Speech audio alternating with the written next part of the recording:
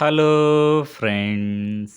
మనం current అఫైర్స్లో places in news సంబంధించి ఒక క్వశ్చన్ చూద్దాం.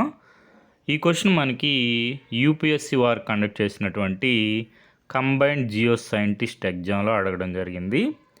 క్వశ్చన్ ఏంటంటే Philadelphi corridor is located between.